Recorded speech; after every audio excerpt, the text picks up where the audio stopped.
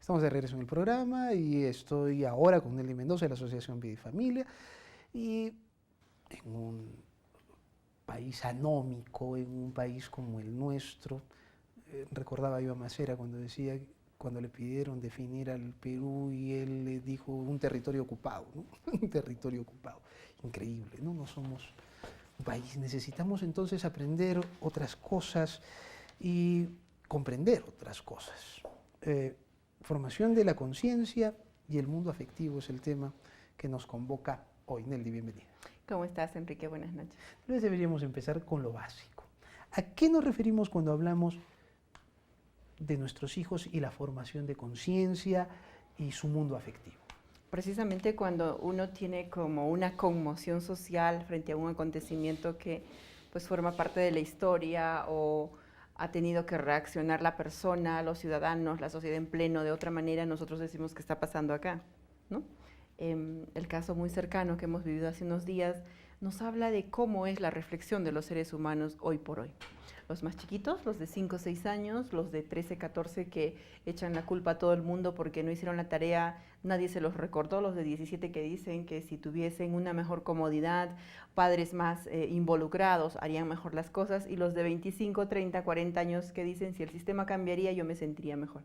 Estos ejemplos nos hablan de una falta de responsabilidad en primera persona. Y cuando yo justifico las consecuencias de mis actos y las desvío hacia otra persona, hacia otra situación, estoy claramente frente a una actitud de falta de formación de la conciencia. La formación de la conciencia consiste en que yo me dé cuenta exactamente y deslinde y encamine mi libertad hacia lo que realmente es bueno en sí mismo y desligue mi manera de actuar, mi manera de desenvolverme frente a aquello que me va a causar un mal próximo, un mal remoto o impacte en un mal incidente circunstancial hacia otros que a veces no me afecte. Y además asuma las consecuencias de esa toma de decisión. Cualquiera diría que tu discurso es del siglo XX y no del siglo XXI, porque del cuando 18, tú hablas, quizás. Mi libertad está en la elección de lo que es bueno en sí mismo, ¿no es cierto? Decías, pero estamos en un mundo donde la relativización es tremenda y donde hemos llegado a extremos como la posverdad, la manera de definir vagamente la mentira, ¿no? Sí, entonces, que se ha acomodado el entorno a un pensamiento, a una situación de facilidad, de menos complicación, de menos complejidad y de convencimiento de que lo que debe de regirnos es el movimiento que va a mi lado, en mi entorno. Sin embargo, todo eso no corresponde con la búsqueda, con el deseo de prosperidad en principio y felicidad mucho más allá, porque la prosperidad es algo circunstancial, es puntual, que va cambiando, pero la felicidad tiene que ver mucho con el despliegue total, es como una explosión de la grandeza de la personalidad, de descubrir, hacer y coincidir para qué estoy creado, para qué estoy aquí, qué es lo que me toca hacer, ¿no? Tal vez la parte más fascinante de lo que vamos a conversar ahora es esa parte que tú has dicho, formación de la conciencia, o sea, asumir mis responsabilidades. Si asumirme y asumir lo que me toca hacer. Entonces, eso nos podría haber hecho un país mejor, unos ciudadanos mejores, tener mejores autoridades, elegir mejor.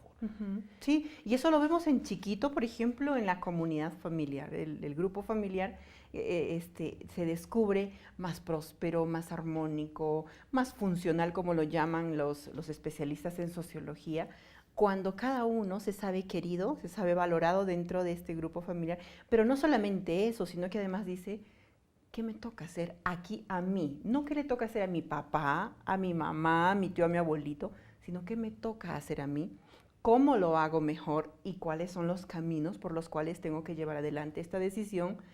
Y, claro, si lo hice mal, ¿cómo reparo, cómo asumo esto que hice mal?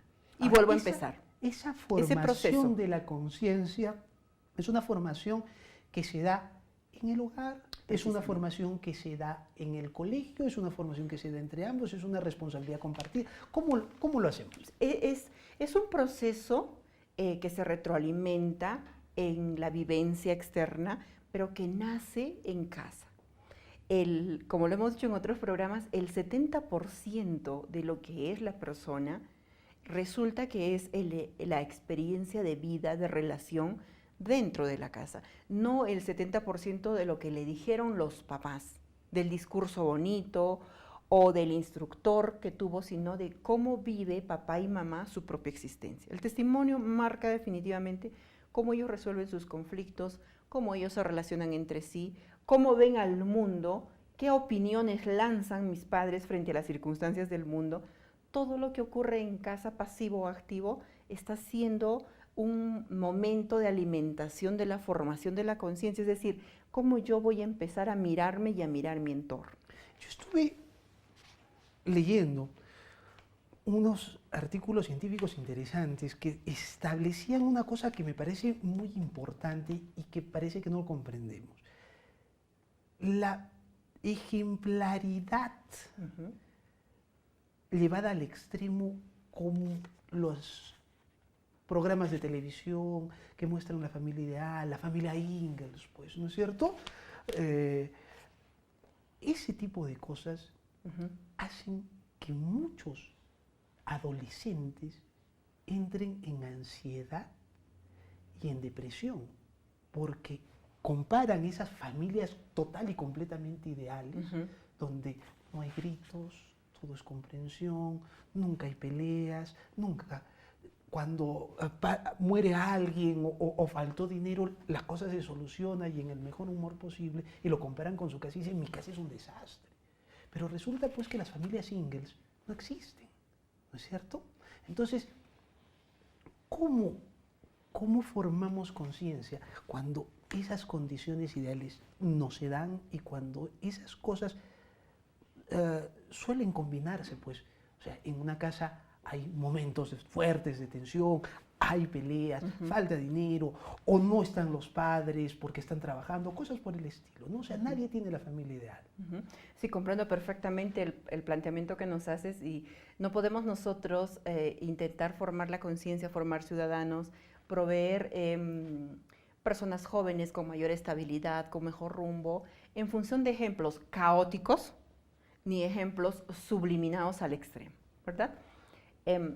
Quizás este interés de las series que nos ponen en la televisión, que desde ya hace muchos años, solamente se signa en captar televidentes o un público, pero precisamente en el caso de que nos comentas de esta serie, realmente pasaban por tribulaciones, o sea, ellos, los que hemos visto el ejemplo de la familia Ingalls, o sea, pasaban por tribulaciones, pero lo que, por ejemplo, el productor o el director de esta serie quería mostrar, más bien era el modo, la entereza, el esfuerzo, la unión. Tal vez ¿no? Ha sido malo el ejemplo de la familia pero Ingalls. Sí te entiendo, hay otros que son subliminales donde claro, para ser más exacto de lo que se refería, claro. Cuando uno ve por Instagram, ve las familias perfectas, saliendo, paseando en medio de lujos. Enrique, yo coincido ¿no? contigo. Entonces, es una burla nefasta contra la realidad. Sí. Claro, entonces, o sea, si mi mamá no le da un besito en la frente a mi papá y le dice que es el mejor hombre del mundo, luego mi familia es caótica. O si mi papá un día llegó con un malestar, como lo hablamos en algún programa, y dice, estoy abrumado, no quiero hablar con nadie, o eleva la voz, o hemos caído en una suerte de violencia, de machismo. No, por favor. O sea, los seres humanos que compartimos una familia, donde se está formando la conciencia de los hijos y desarrollándose la conciencia de los padres, es un ambiente de humanos con limitaciones. Limitaciones que no tienen que ser reguladas por el Estado, ni cuestionadas por opiniones ideológicas, sino institución, centro, sociedad, comunidad de humanos que tienen que ser ayudados en un proceso de desarrollo a través de los elementos que van formándolos y de los propósitos que tiene cada uno de ellos para ser mejor persona.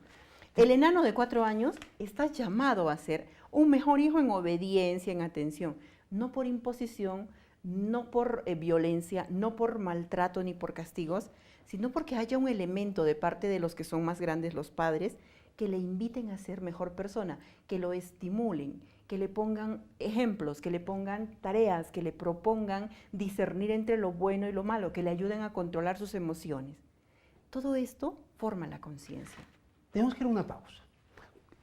Cuando regresemos sigo con Nelly Mendoza de la Asociación Vida y Familia y vamos a hablar ya no solamente de la formación de la conciencia, que la vamos a tocar, sino también del mundo afectivo, muy importante en estos tiempos donde parece que el afecto está completamente alejado de la racionalidad. Así es que lo hablamos tras la pausa.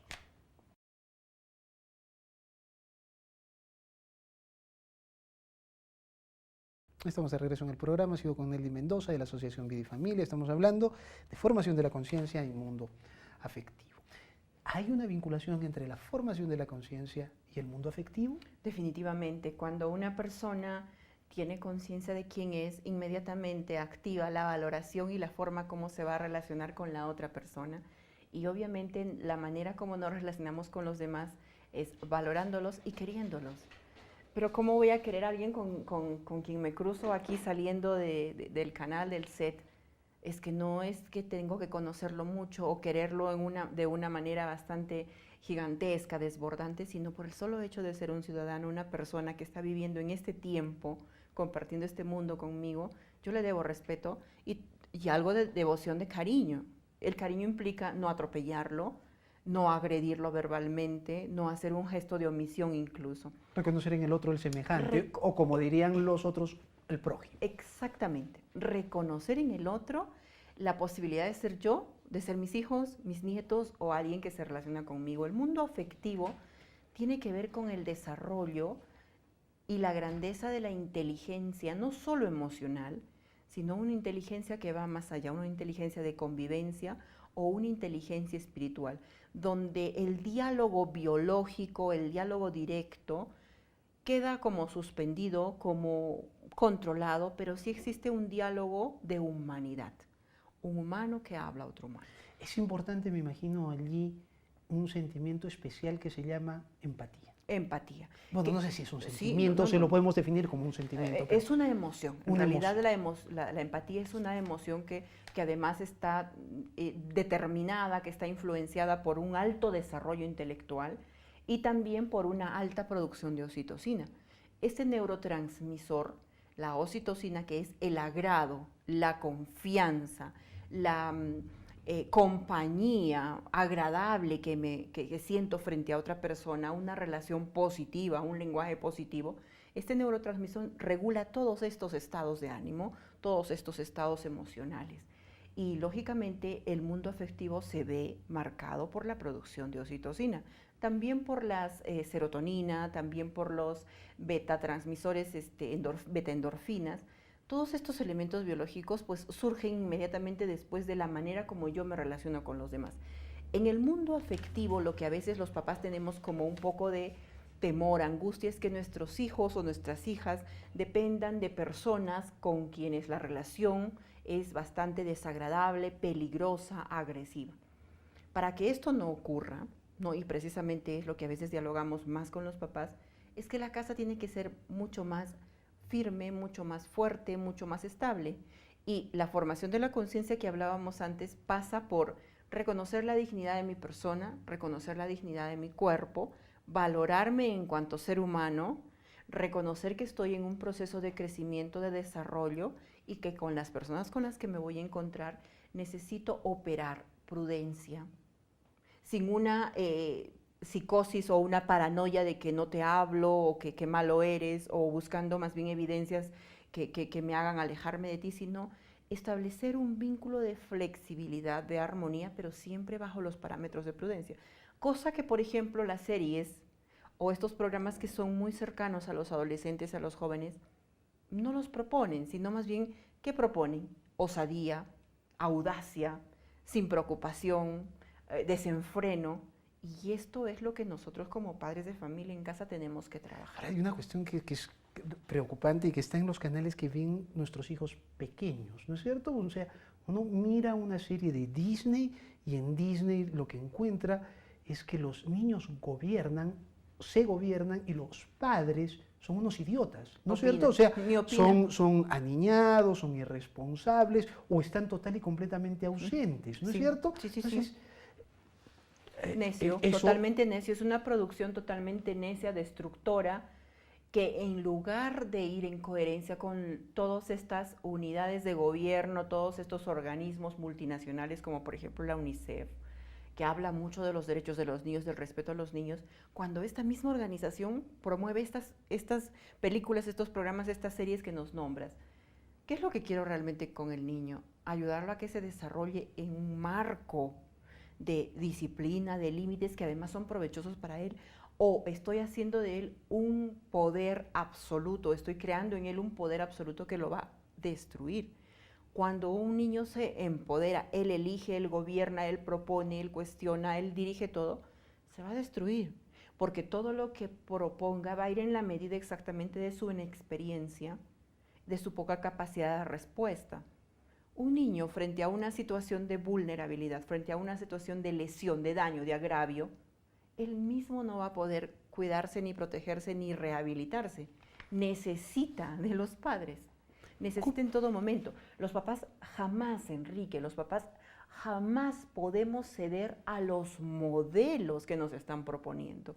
La formación de la conciencia, una buena formación de la conciencia, pasa por la firmeza, afecto y firmeza de parte de los padres para decir, por ejemplo, no, para decir, así no es, vamos por este camino, eso no te conviene.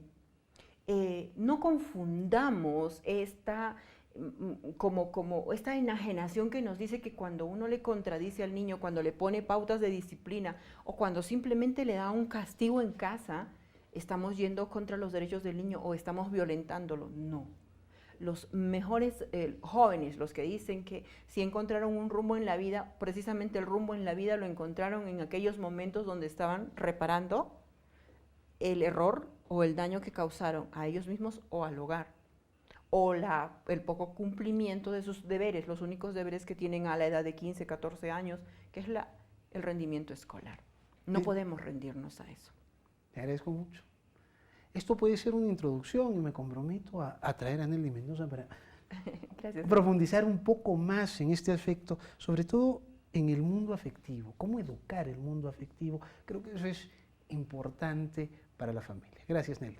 Gracias, Enrique. Nelly Mendoza de la Asociación Vida y Familia. Nos reencontramos mañana en Modo Bio.